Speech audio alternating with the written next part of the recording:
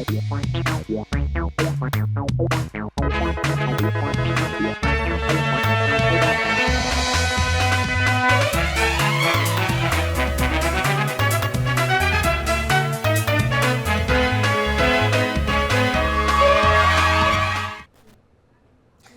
मेरा नाम है जयंती झा और आप देख रहे हैं राष्ट्रीय समाचार। पहले बिना देर की एक नजर डालते हैं हेडलाइंस पर। पीएम मोदी का बड़ा बयान, बजट 2026 को बताया ऐतिहासिक, युवा, एमएसएमई और इंफ्रास्ट्रक्चर को नई ताकत, विकसित भारत की रफ्तार की तेज। वित्त मंत्री निर्मला सीतारमण ने पेश किया बजट 2026। सीएम योगी ने बताया विकास को गति देने वाला बजट, इंफ्रास्ट्रक्चर, एमएसएमई, स्वास्थ्य और युवाओं पर खासा फोकस। निर्मला सीतारमण के बजट पेश करने के बाद बिहार सरकार में उप मुख्यमंत्री सम्राट चौधरी का समर्थन, कहा विकसित भारत के लिए पीएम नरेंद्र मोदी को बधाई। नासिक पंचवटी में गोदावरी महाआरती से बना वर्ल्ड रिकॉर्ड, 1500 से ज्यादा महिला पुरुषों ने एक साथ की महाआरती, 1 लाख से ज्यादा श्रद्धालु शामिल, गूंजे जयकारे। शेट्टी टावर में रात 12:30 बजे गोलियों की गूंज, अज्ञात हमलावर फायरिंग कर मौके से फरार, मुंबई पुलिस और क्राइम ब्रांच ने संभाली जांच। वित्त मंत्री निर्मला सीतारमण द्वारा लोकसभा में पेश किए गए आम बजट 2026 को प्रधानमंत्री नरेंद्र मोदी ने ऐतिहासिक और भविष्यदर्शी बताते हुए कहा कि ये बजट विकसित भारत के लक्ष्य को तेज गति देने वाला है। मोदी सरकार के तीसरे कार्यकाल का दूसरा और निर्मला सीतारमण का 9वां बजट पेश करते हुए इंफ्रास्ट्रक्चर, एमएसएमई, युवाओं और छोटे व्यापारियों के लिए कई महत्वपूर्ण घोषणाएं इस बजट में की गई है। प्रधानमंत्री ने कहा कि ये बजट वर्तमान के सपनों को साकार करने और 2047 तक विकसित भारत की मजबूत नींव रखने वाला दस्तावेज है। उनके मुताबिक बजट से भारत की वैश्विक स्थिति और मजबूत होगी, साथ ही देश तीसरी सबसे बड़ी अर्थव्यवस्था बनने की दिशा में तेजी से आगे बढ़ेगा। पीएम मोदी ने इसे रिफॉर्म एक्सप्रेस को नई ऊर्जा देने वाला बताते हुए ये कहा कि पाथ ब्रेकिंग सुधार युवाओं को आगे बढ़ाने और नई ऊंचाइयों तक पहुंचने का खुला अवसर देगा, जिससे देश की विकास यात्रा को नई गति मिलेगी। के सपनों को साकार करता है और भारत के उज्जवल भविष्य की नींव को सशक्त करता है। ये बजट 2047 के विकसित भारत की हमारी ऊंची उड़ान का मजबूत आधार है। साथियों, आज भारत जिस रिफॉर्म एक्सप्रेस पर सवार है, इस बजट से उसे नई ऊर्जा, नई गति मिलेगी। जो पाथ ब्रेकिंग रिफॉर्म्स किए गए हैं, वो एस्पिरेशन से भरे हुए भारत के साहसिक, टैलेंटेड युवाओं को उड़ने के लिए खुला आसमान देते हैं। ये बजट ट्रस्ट बेस्ड गवर्नेंस और ह्यूमन सेंट्रिक अर्थरचना के विजन को साकार करता है। एक वित्त मंत्री निर्मला सीतारमण ने रविवार को लोकसभा में आम बजट 2026 पेश किया, जो मोदी सरकार के तीसरे कार्यकाल का दूसरा और उनका लगातार 9वां बजट है। बजट में इंफ्रास्ट्रक्चर, एमएसएमई, स्वास्थ्य, युवाओं और महिला सशक्तिकरण समेत कई क्षेत्रों के लिए बड़े ऐलान किए गए हैं। प्रधानमंत्री नरेंद्र मोदी ने इसे ऐतिहासिक और भविष्यदर्शी बजट बताते हुए कहा कि ये विकसित भारत के लक्ष्य को नई गति देगा, अर्थव्यवस्था को मजबूती प्रदान देगा। उत्तर प्रदेश के मुख्यमंत्री योगी आदित्यनाथ ने भी इस बजट को आशा और आकांक्षाओं का प्रतीक बताया है। ये कहा है कि इसमें नए भारत की स्पष्ट दृष्टि दिखाई देती है, खासतौर पर आयुष और स्वास्थ्य क्षेत्र पर जोर, महिलाओं के लिए हर जनपद में छात्रावास निर्माण की व्यवस्था और युवाओं के लिए नए अवसरों पर विशेष फोकस किया गया है। इसे देश को प्रगति देने वाला बजट कहीं ना कहीं बताते हुए नजर आए हैं मुख्यमंत्री योगी आदित्यनाथ। दुनिया का सबसे बड़ा लोकतंत्र भारत ने आज नए भारत का, विकसित भारत की संकल्पना के रोड मैप को लेकर के अपना नया बजट देशवासियों के सामने प्रस्तुत किया है। मैं सबसे पहले देश के यशस्वी प्रधानमंत्री आदरणीय श्री नरेंद्र मोदी जी के प्रति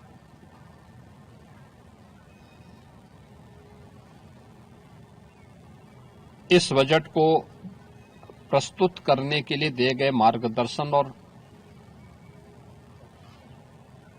उनके निर्णायक नेतृत्व के लिए हृदय से आभार व्यक्त करता हूं। मैं इस बजट को प्रस्तुत करने के लिए केंद्रीय वित्त मंत्री माननीय श्रीमती निर्मला सीतारमण जी को हृदय से अभिनंदन करता हूं, प्रदेशवासियों की ओर से उनका धन्यवाद करता हूं। 145 करोड़ भारतवासियों के आशा और आकांक्षाओं का प्रतीक यह बजट है, जिसमें नए भारत और विकसित भारत की संकल्पना का केंद्रीय बजट पेश होने के बाद बिहार सरकार के गृह मंत्री उप मुख्यमंत्री सम्राट चौधरी ने कहा कि ये बजट 2047 का बजट है। देश किस तरह से विकसित होगा, यह उस क्षेत्र में काम करने के लिए बजट है। देश में जिन क्षेत्रों में और मजबूती से काम करना है उन पर विशेष सरकार ध्यान दे रही है। कई सारी योजनाओं जिस पर केंद्र सरकार काम करने जा रही है, इसमें हाई स्पीड रेल, मत्स्य पालन, सेमीकंडक्टर इंडस्ट्रीज, जलमार्ग को उन्नत और बेहतर को डिस्ट्रिक्ट लेवल तक, स्वास्थ्य व्यवस्था, आईसीयू सेवा तक देने की जो सोच के साथ ये बजट पेश किया गया है वो बहुत सुंदर है, ऐसा कहते हुए नजर आए हैं सम्राट चौधरी।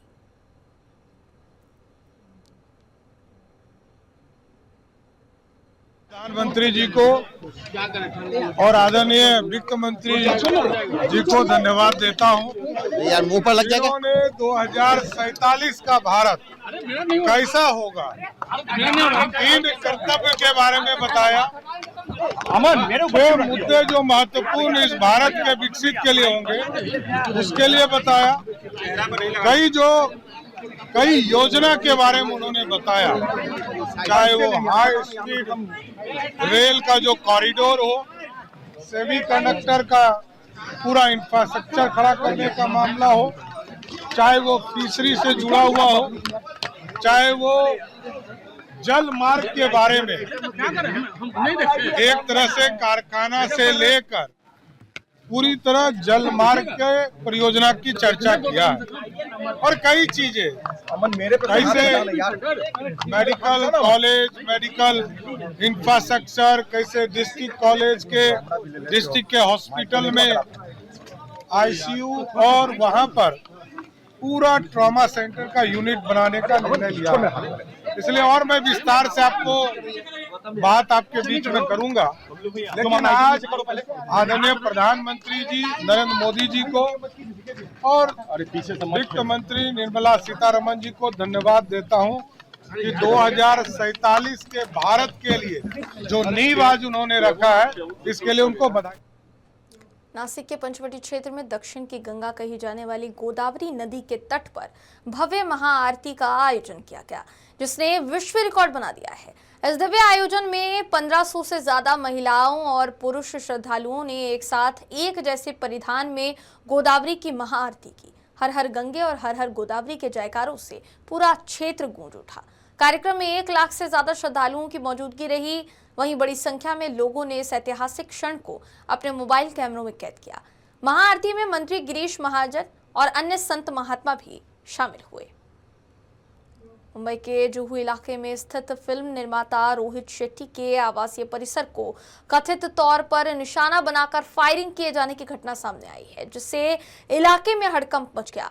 प्रारंभिक जानकारी की माने तो शनिवार रविवार के दरमियान रात करीब 12:30 से 1 बजे के बीच अज्ञात हमलावरों ने बिल्डिंग के बाहर गोलियां चलाई और मौके से फरार हो गए। घटना की सूचना मिलते ही मुंबई पुलिस, क्राइम ब्रांच और फॉरेंसिक टीम मौके पर पहुंच गए और सबूत जुटाने के साथ आसपास की सीसीटीवी फुटेज खंगाले जा रहे हैं। पुलिस कमिश्नर ने फायरिंग की घटना की पुष्टि करते हुए कहा कि मामले की विस्तृत जांच जारी है। फिलहाल किसी के घायल होने की सूचना नहीं मिली है और हमलावरों की पहचान और मकसद का पता लगाने की कोशिश की जा रही है। सूरत महानगर के विकास को नई गति देते हुए मुख्यमंत्री भूपेंद्र पटेल ने 342 करोड़ रुपए की अलग अलग विकास परियोजनाओं का लोकार्पण और शिलान्यास किया। सूरत महानगर पालिका के अंतर्गत लगभग 173.78 करोड़ रुपए के कार्यों का उद्घाटन, साथ ही 169 करोड़ रुपए के नए कार्यों की आधारशिला रखी गई। कार्यक्रम के दौरान कतारगाम क्षेत्र के घोटालावाड़ी टेनामेंट के 1304 आवासों के PPP मॉडल पर हुए पुनर्विकास का लोकार्पण और लाभार्थियों का कंप्यूटरीकृत ड्रॉ भी किया गया। मुख्यमंत्री ने कहा कि गुजरात ने समयबद्ध विकास की कार्य संस्कृति को अपनाया है और शिलान्यास किए गए प्रोजेक्ट तय समय में पूरे किए जा रहे हैं। सूरत के सिटीलाइट क्षेत्र से बड़ी खबर सामने आई है, जहां शहर के जाने माने बिल्डर तुषार घेलानी ने अपने घर में रिवॉल्वर से खुद को गोली मारकर आत्महत्या की कोशिश की। परिवार और स्थानीय लोगों ने उन्हें गंभीर हालत में तुरंत महावीर अस्पताल में भर्ती कराया, जहां उनका इलाज जारी है। पुलिस ने मामले की जांच शुरू कर दी है और आत्महत्या के प्रयास के कारणों का पता लगाने की कोशिश में जुट गई है। फिलहाल उनकी स्वास्थ्य स्थिति को लेकर कोई आधिकारिक जानकारी अभी तक सामने नहीं आई है। महाराष्ट्र की राजनीति में 31 जनवरी 2026 का दिन एक ऐतिहासिक दिन के तौर पर दर्ज हो चुका है। सुनेत्रा पवार ने उप मुख्यमंत्री पद की शपथ लेकर राज्य की पहली महिला डिप्टी सीएम बनने का गौरव हासिल किया है। वो महाराष्ट्र की 17वीं उप मुख्यमंत्री भी बन चुकी हैं। अजीत पवार के निधन के बाद ये जिम्मेदारी उनके परिवार और समर्थकों के लिए भावनात्मक पल भी है। सुनेत्रा पवार ने संघर्ष, सेवा और समर्पण से मुकाम हासिल किया है। आज सत्ता के गलियारों में एक नई महिला नेतृत्व की मजबूत दस्तक सुनाई पड़ रही है। ये सिर्फ सत्ता परिवर्तन नहीं है, बल्कि महाराष्ट्र के इतिहास में एक नया अध्याय भी है।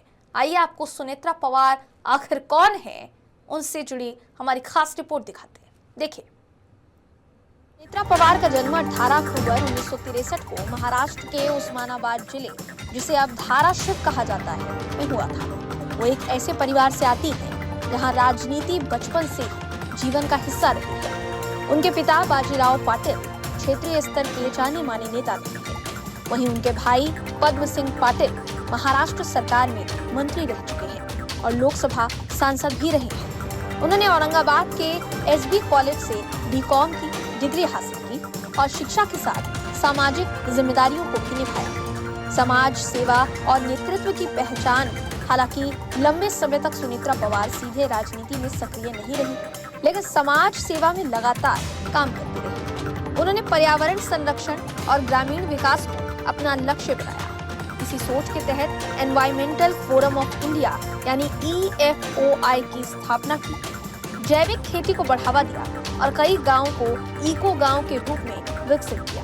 वो विद्या प्रतिष्ठान की ट्रस्टी और सावित्रीबाई फुले पुणे विश्वविद्यालय की सीनेट सदस्य भी रह चुकी हैं।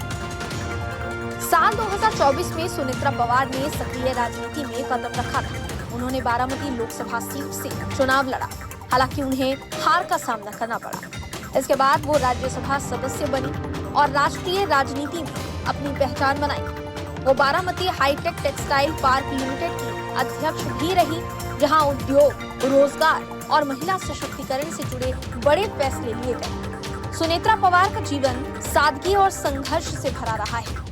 राजनीति की चकाचौंध से दूर रहकर उन्होंने जमीन से जुड़ा जीवन जिया है। परिवार की जिम्मेदारियों के साथ समाज सेवा को मिशन बनाया। हर चुनौती का डटकर सामना किया और कभी हिम्मत नहीं हारी।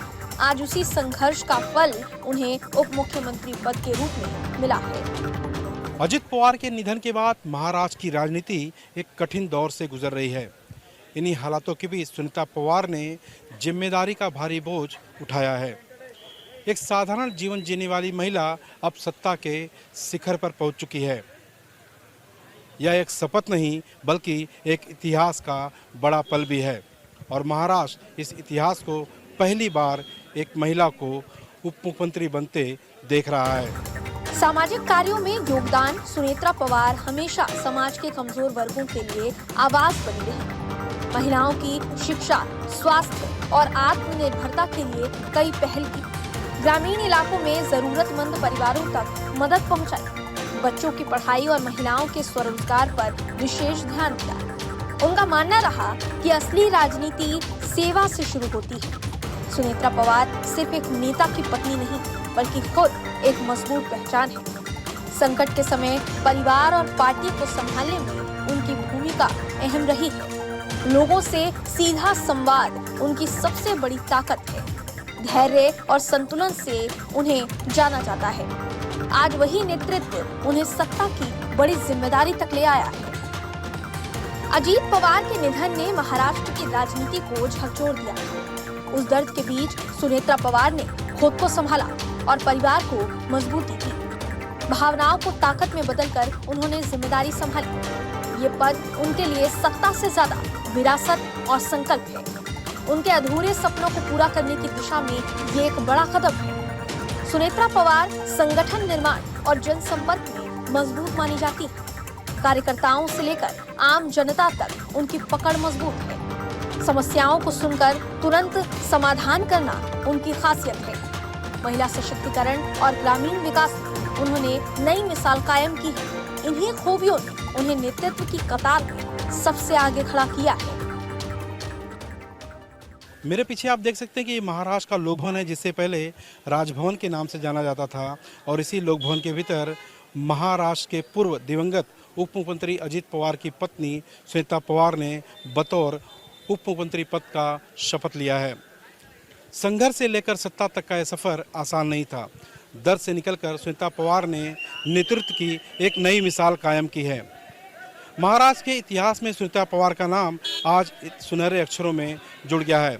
यह कहानी एक राजनीति की नहीं, बल्कि एक हिम्मत की भी है। सुनेत्रा पवार की ये जीत सिर्फ एक राजनीतिक सफलता नहीं है, ये संघर्ष, सेवा और साहस की कहानी है। टूटा परिवार आज फिर मजबूती से खड़ा होता दिख रहा है। उनकी आंखों में दर्द भी है और जिम्मेदारी का संकल्प है। आज सत्ता की कुर्सी पर बैठी सुनेत्रा पवार आम जनता की उम्मीद बन चुकी है। सुनेत्रा पवार की राजनीति में एंट्री के बाद सरकार में विभागों के बंटवारे को लेकर बड़ी जानकारी सामने आई।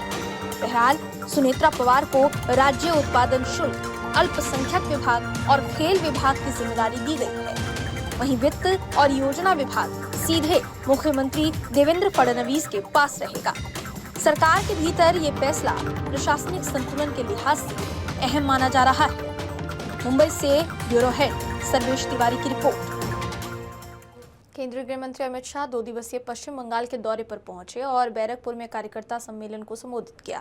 उन्होंने मुख्यमंत्री ममता बनर्जी पर निशाना साधते हुए कहा है कि उनकी सरकार बांग्लादेशी घुसपैठियों को संरक्षण देने और वंदे मातरम का विरोध करने में शामिल है। अमित शाह ने ममता बनर्जी पर तंज कसते हुए ये कहा कि जैसे राम सेतु निर्माण पर रावण को संदेह था, उसी तरह उन्होंने 2014 में 2 सीटें, 2019 में 41% वोट और 18 सीटें, 2021 में 38% वोट और 77 सीटें हासिल की। उन्होंने दावा किया कि इस बार बीजेपी का वोट प्रतिशत 50% से ज्यादा होगा और प्रचंड बहुमत से उनकी सरकार बनेगी। मेरा मखौल उड़ा रही थी ममता दीदी, जब प्रभु श्री राम ने राम सेतु बनाया, तब रावण ऐसा ही मानता था कि इस प्रकार से मुझे कोई हरा सकता है क्या। मैं आपको बताता हूं, 2014 में हमें सिर्फ 2 सीट मिली थी। 2019 में 41% वोट और 18 सीटें मिली।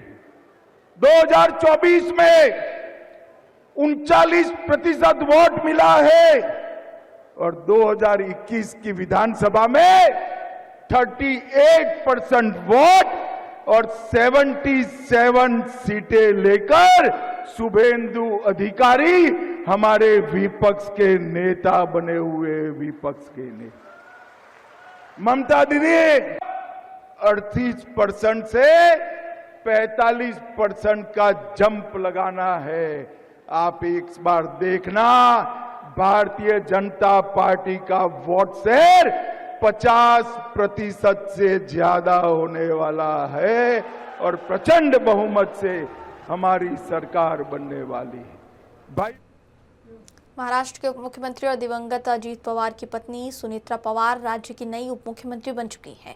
ऐसे में लगातार विभागों को लेकर चर्चा जोरों पर थी कि सुनेत्रा पवार के राजनीतिक अनुभव के आधार पर क्या जो विभाग अजीत पवार के पास थे वो उनको मिलेंगे या फिर नहीं। हालांकि अब यह साफ हो गया है कि सुनेत्रा पवार के हाथ में राज्य एक्साइज ड्यूटी, खेल और युवा कल्याण, अल्पसंख्यक विभाग, साथ ही औकाफ विभाग शामिल है। प्लानिंग और फाइनेंस विभाग जो पहले दिवंगत उप मुख्यमंत्री अजीत पवार के पास थे वो अब मुख्यमंत्री देवेंद्र फडणवीस के पास है। वहीं उप मुख्यमंत्री बनने के बाद सुनेत्रा पवार ने एक्स पर पोस्ट किया जिसमें उन्होंने कहा कि आदरणीय अजीत पवार ने किसानों, मजदूरों, महिलाओं, युवाओं और वंचित वर्गों के लिए पूरी जिंदगी जीने का मंत्र दिया है। मैं उनके सपनों के न्यायपूर्ण, समानता पर आधारित और विकसित महाराष्ट्र को साकार करने के लिए बिना थके और ईमानदारी से काम करती रहूंगी। इन मुश्किल समय में महाराष्ट्र के लोगों का प्यार और समर्थन ही मेरी असली ताकत है। आम आदमी पार्टी द्वारा सिद्धार्थनगर भेषाण मार्ग पर नवनिर्मित ब्रिज को लेकर उठाए गए सवालों और आरोपों के बाद भारतीय जनता पार्टी के स्थानीय पार्षदों और नेताओं ने मौके पर पहुंचकर ब्रिज का निरीक्षण किया। उल्लेखनीय है कि इस ब्रिज का लोकार्पण 23 तारीख को केंद्रीय जल शक्ति मंत्री CR पाटिल द्वारा किया गया था। निरीक्षण के दौरान भाजपा नेताओं ने आम आदमी पार्टी द्वारा लगाए गए तमाम आरोपों का तथ्यों के साथ जवाब देते हुए इस भ्रम फैलाने वाली राजनीति इसको बताया है। ये ब्रिज नवसारी उधना दरवाजा मेन रोड को क्रॉस करता है, साथ ही भेषाण रेलवे स्टेशन और भगवती इंडस्ट्रीज पार्क के निकट स्थित है। भगवती इंडस्ट्रीज पार्क में 1800 से ज्यादा परिवार रहते हैं और रोजाना लगभग 17 से 18 हजार लोगों का आवागमन होता है। आखे बेस्तान में आप देख रहे हो, ये ब्रिज से कितना उपयोग आपको मिला है?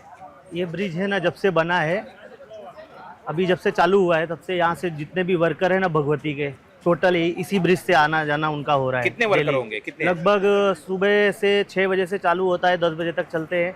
उसके बाद में शाम को भी 6 साढ़े 6 बजे से चालू हो जाते हैं।